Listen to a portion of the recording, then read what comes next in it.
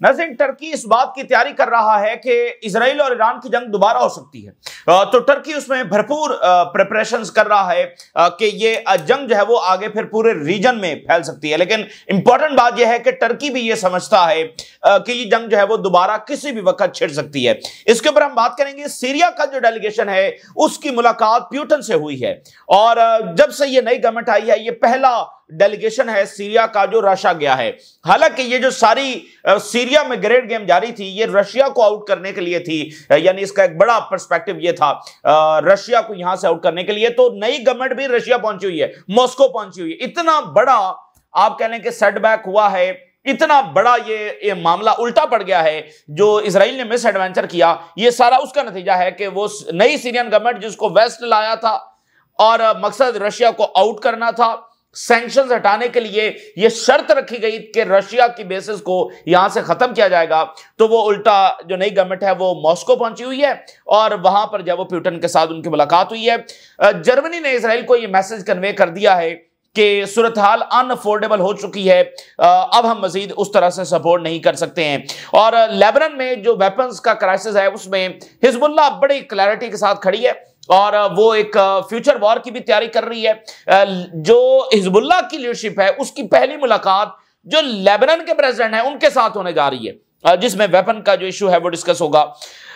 Israel में जो reverse migration है वो तेज हो रही है और इसराइल इतने पैनिक के अंदर है कि इसराइली ऑफिशियल जब वो यूरोपियन कैपिटल्स का दौरा कर रहे हैं और वहां पर जो अपने मजहब के लोग हैं उनको ये कह रहे हैं, उनको इंकरेज कर रहे हैं, मोटिवेट कर रहे हैं कि वो इजराइल जो है वो आकर आबाद हों और उनको टैक्स इंसेंटिव्स दिए जाएंगे और बहुत सारी उनको जो है वो मराद दी जाएंगी, वहां पर घर दिया जाएगा, बहुत कुछ उनको दिया जाएगा, वहां पर आकर जो है वो आबाद हो इसराइल में। लेकिन वहां से कोई आने के लिए तैयार नहीं है। इस सूरत हाल में जो माइग्रेशन है वो ऑलमोस्ट जीरो हो चुकी है। हर रोज दुनिया के कोने से कोई ना कोई इनके मजहब का जो है वो यहां पर आकर आबाद होता है और ये सिलसिला जो है वो आप कह लें कि 80-85 सालों से ओवरऑल तो ये स्टोरी जो है वो 100 साल से ज्यादा की है, लेकिन यानी कई दहाइयों से ये सिलसिला जारी है कि कोई ना कोई इजरायली आ रहा होता है, लेकिन अब कोई भी आने के लिए जो है वो तैयार नहीं है और ये बाकायदा इंकरेज कर रहे हैं, मुख्तलिफ कैपिटल्स का दौरा जाकर कर रहे हैं। ये सूरत हाल है क्योंकि इनको खतरा पड़ गया ना कि यहां से सेटलर्स निकलते चले जा रहे हैं, निकलते चले जा रहे हैं। तो मतलब एक रियासत उसकी पॉपुलेशन के बगैर कैसे होगी? अगर सिग्निफिकेंट नंबर जो है वो यहां से इवैक्यूएट कर जाता है, निकल जाता है, तो फिर क्या होगा? अच्छा, इसी दरमियान नज़ीर एक ग्रेट गेम अफ्रीका में खेली जा रही है। अमेरिका जो है वो यमन के सामने एक मुल्क है जिसको अभी रिकॉग्नाइज तो दुनिया नहीं करती, लेकिन वो एक इंडिपेंडेंट कंट्री के तौर पर एग्जिस्ट जरूर करता है। उस मुल्क का नाम है सोमालीलैंड। इसके बारे में हम पहले बात भी कर चुके हैं।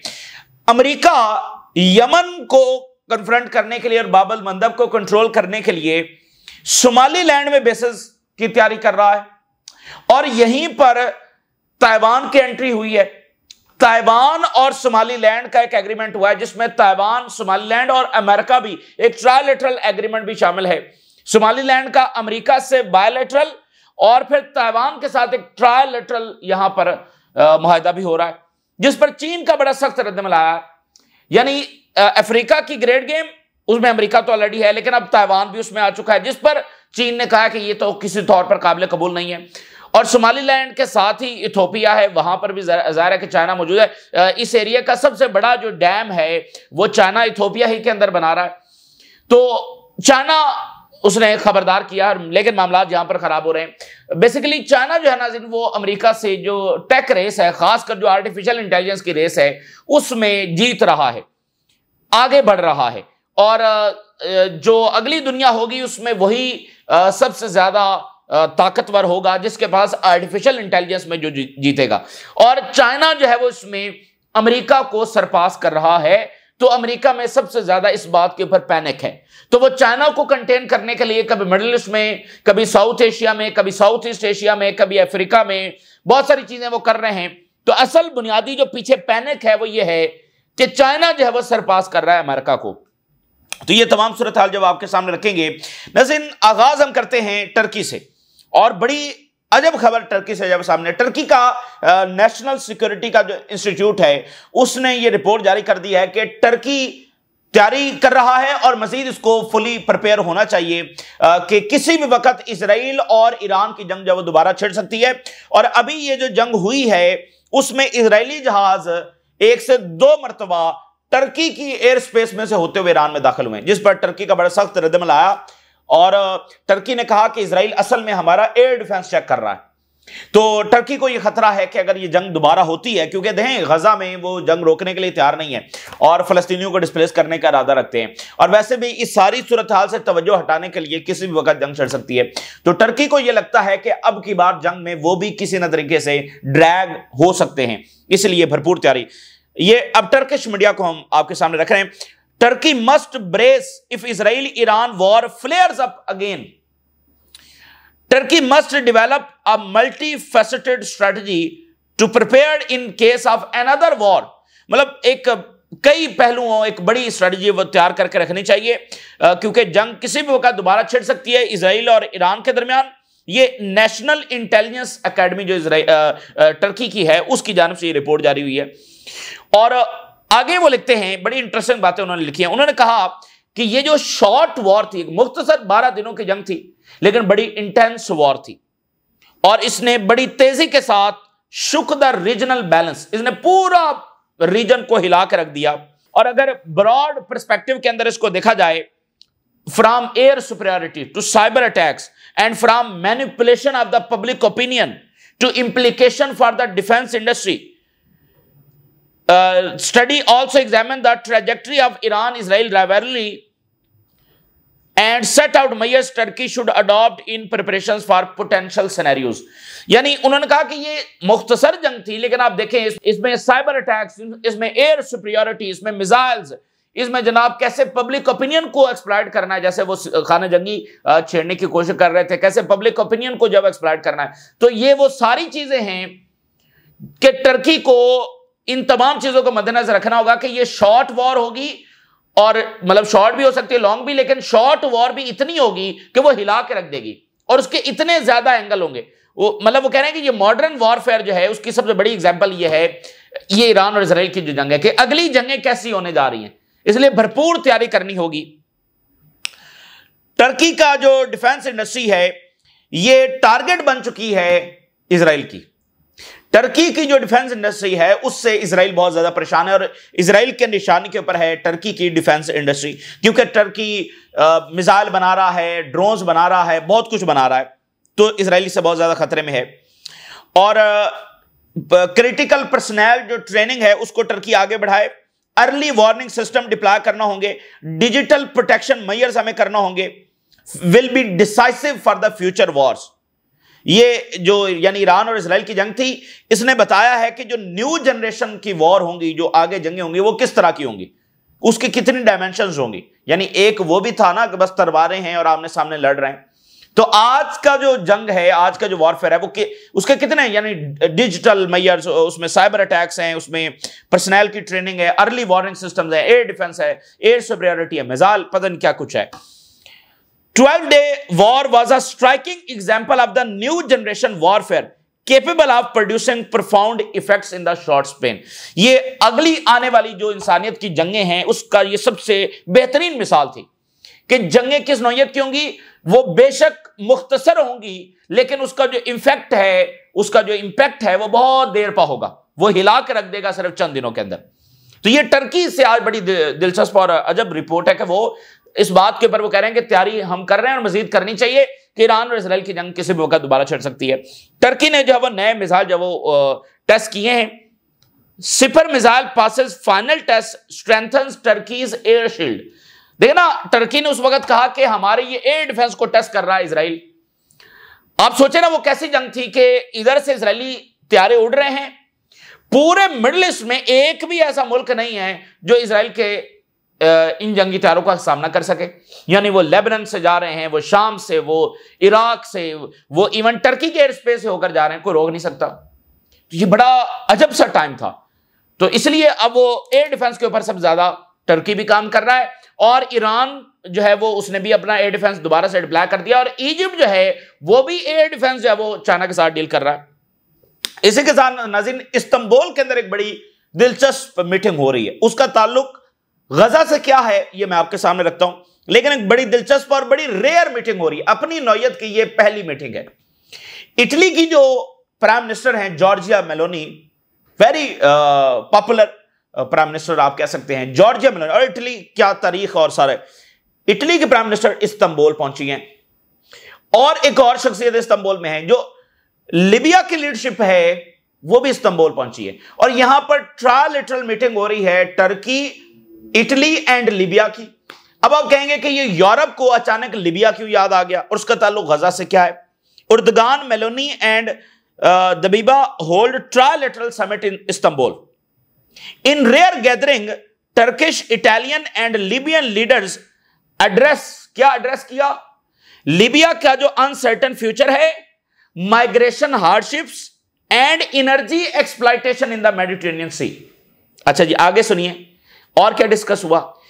Irregular migration flow as well as the political process to restore stability in Libya.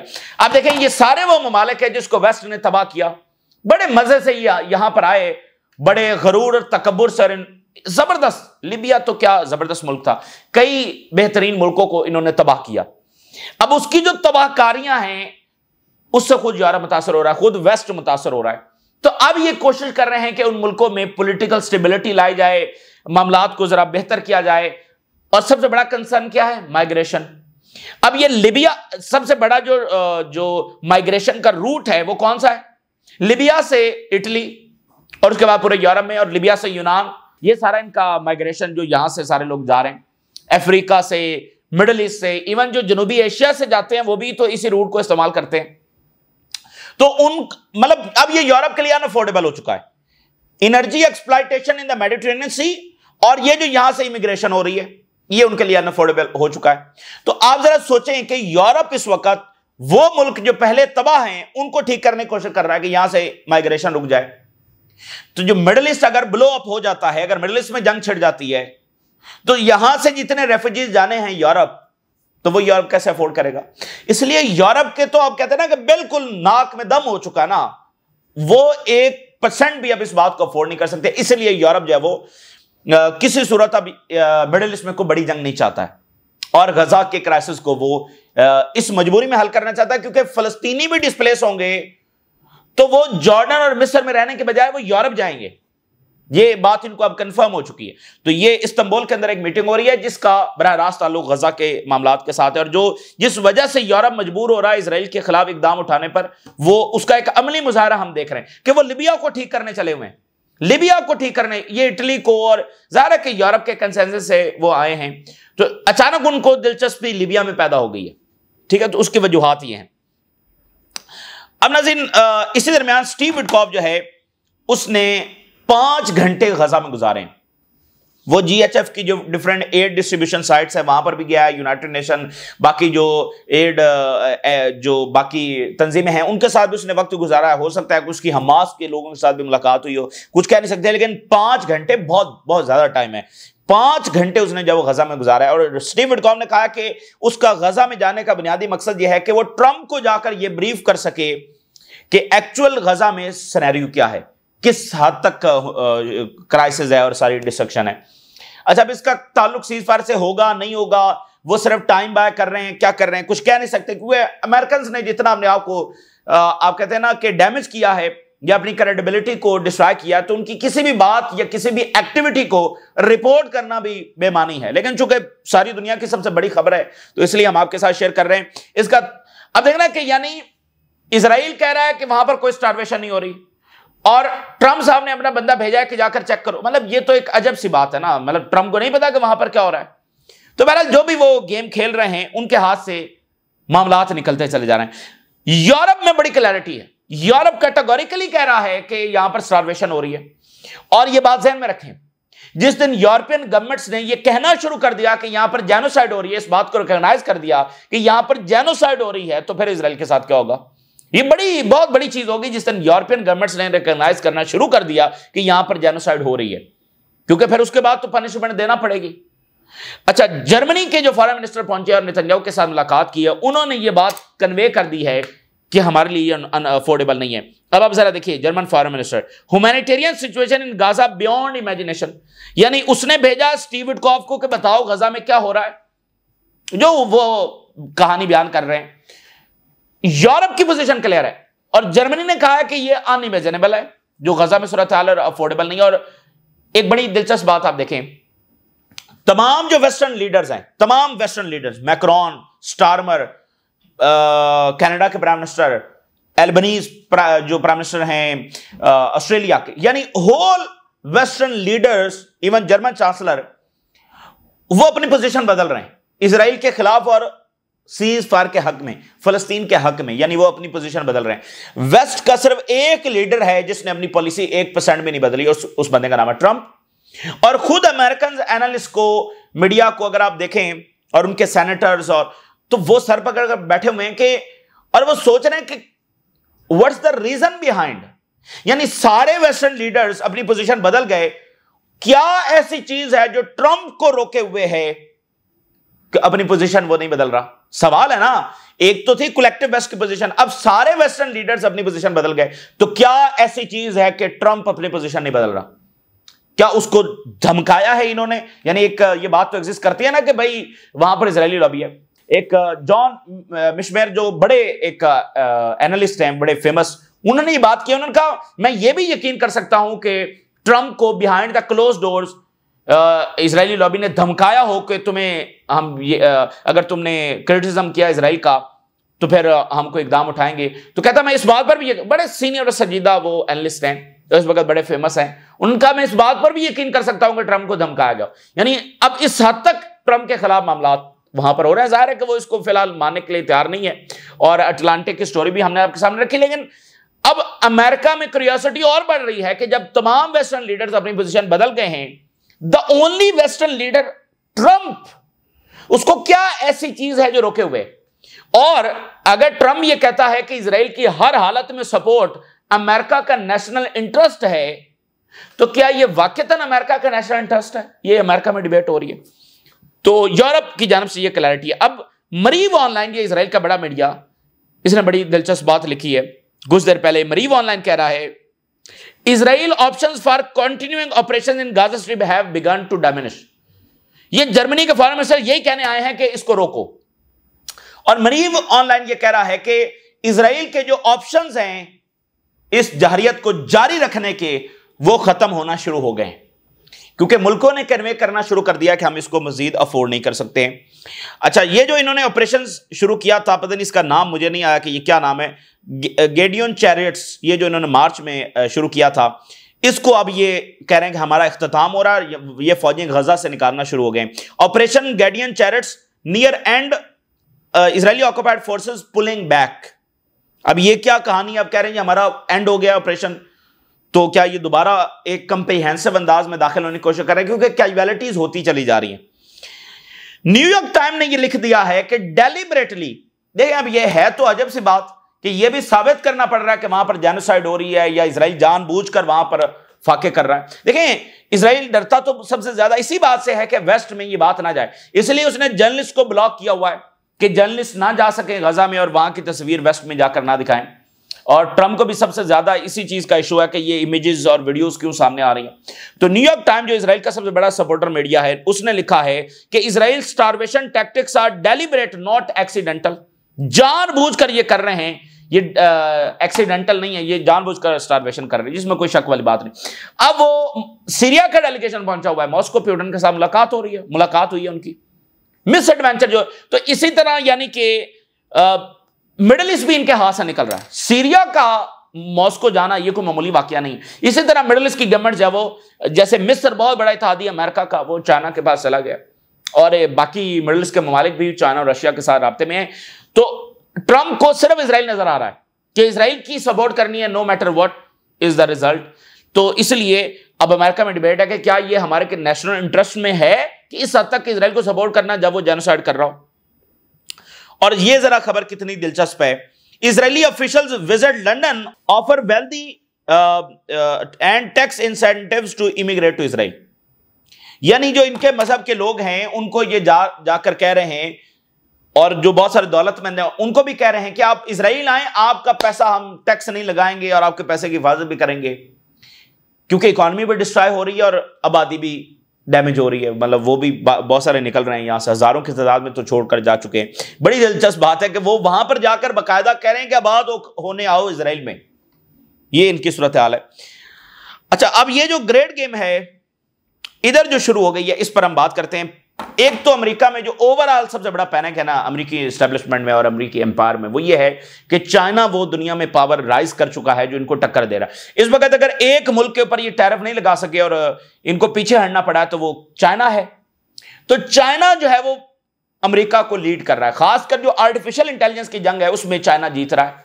अब जरा ये रिपोर्ट देखिए, China aims to surpass US in $4.8 trillion artificial intelligence market race. ठीक है ना, ये हम मुख्तसरन अब हम इस बात को आगे बढ़ाते हैं। यानी सबसे बड़ा पैनिक अमेरिकन एम्पायर में यह कि चीन लीड कर रहा है और आर्टिफिशियल इंटेलिजेंस में वो लीड कर रहा है। तो चीन को कंटेन करना है, चीन को मुख्तलिफ चीजों में ड्रैग करना है और एक कोल्ड वॉर वाली सूरत हाल उसके खिलाफ है। अब सोमालीलैंड मरकज बना हुआ है कुछ बड़ी ग्रेट गेम का, सूडान भी है, बाकी मालिक पर हम बात करते रहते हैं, आज करते हैं सोमालीलैंड। सोमालिया जो है बड़ा जबरदस्त मुल्क है और जिन 7 मुल्कों की लिस्ट बनी थी, ठीक है ना, जिन 7 इस्लामी मुल्कों के ऊपर हमला हुआ था वॉर ऑन टेरर के बाद, उसमें सोमालिया भी शामिल था। तो सोमालिया में जंग हुई, उसके नतीजे में एक नया मुल्क वजूद में आ गया जिसको कहते हैं सोमालीलैंड। ये बिल्कुल यमन के सामने है, इसको रिकॉग्नाइज नहीं करती दुनिया, यूनाइटेड नेशन इसको रिकॉग्नाइज नहीं करता अलग मुल्क, लेकिन ये कहता है कि मैं अलग मुल्क हूं। तो सोमालीलैंड जो है इसके साथ जनाब ताइवान ने एग्रीमेंट किया और उसमें अमेरिका भी एग्रीमेंट कर रहा है। China condemns Taiwan Somaliland maritime security agreement. भाई ताइवान तो अलग कंट्री नहीं है, तो वो एक अलग कंट्री के तौर पर जाकर एक मुल्क के साथ मायदा कर रहा है। और किसके साथ? सोमालीलैंड, जिसको दुनिया अलग, यानी आप देखें ना, वो सोमालीलैंड को प्रॉपर कंट्री तो नहीं है लेकिन चीजों को एक्सप्लॉइट ही करना है ना। तो ताइवान को भी एक मुल्क की जरूरत थी और सोमालीलैंड को भी किसी की जरूरत थी, तो वो आपस में मिल गए। और चाइना ने कहा कि ये अफोर्डेबल नहीं है। चाइना ने कहा कि ये जो सेल्फ डिक्लेयर्ड रीजन है सोमालीलैंड का और ताइवान का एग्रीमेंट, ये ग्रेव वायलेशन है चाइना की सुवेरेनिटी की और ये बिल्कुल अफोर्डेबल नहीं होगा, ये वन चाइना पॉलिसी के खिलाफ है। और ये तो हमारी आखिरी डेडलाइन है जिसको ये क्रॉस कर रहे हैं। इसमें ताइवान क्या करेगा? ट्रेनिंग देगा, रडार टेक्नोलॉजी ट्रांसफर करेगा, ज्वाइंट पेट्रोल इनिशिएटिव्स करेगा अलोंग सोमालीलैंड कोस्टल। ये बड़ा एक ताइवान का एक बिल्कुल नया चैप्टर है कि वो किसी और के साथ मुआहदा कर रहा है वहां पर मैरीटाइम सिक्योरिटी के लिए, उनको ट्रेनिंग देने के लिए। ठीक है ना, ये तो बिल्कुल एक अलग चैप्टर यहां पर खुल गया। और चाइना ने कहा ये हमारी कोर नेशनल इंटरेस्ट के ये बात खिलाफ है और ताइवान जो है वो हमारा इनसेपरेबल पार्ट है। और सोमालीलैंड और जो ताइवान के दरमियान ये मुआहदा हुआ है ये इल्लीगल है।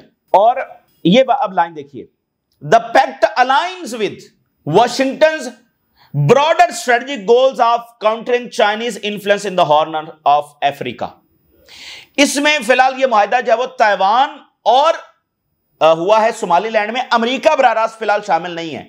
लेकिन ये जो मुआहदा हुआ है ये अमेरिका की जो पॉलिसी है चाइना को कंटेन करने की, चाइना के इन्फ्लुएंस को खत्म करने की, उसके बिल्कुल अलाइन है। तो इसलिए ये अमेरिका ही की मर्जी के साथ वहां पर हुआ है।